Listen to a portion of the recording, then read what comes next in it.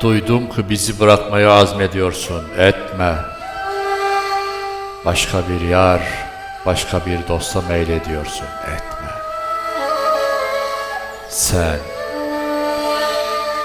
Sen yaderler dünyasında ne arıyorsun yabancı?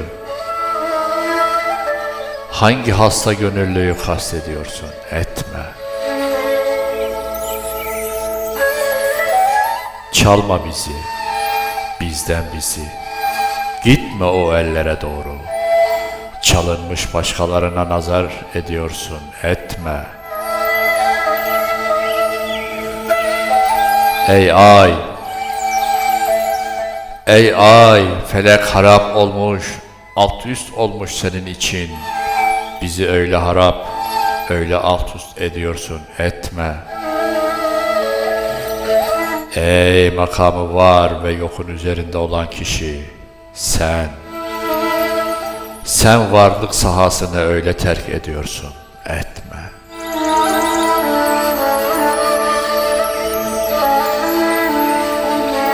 Sen yüz çevirecek olsan, ay kapkara olur gamdan. Ayın da evini yıkmayı kastediyorsun, etme.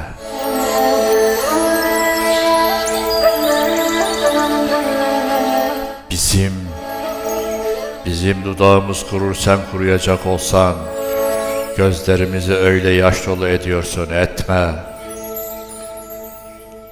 Aşıklarla başa çıkacak gücün yoksa eğer, aşka öyleyse ne diye hayret ediyorsun, etme. Ey cennetin cehennemin elinde olduğu kişi, bize cenneti öyle cehennem ediyorsun, etme.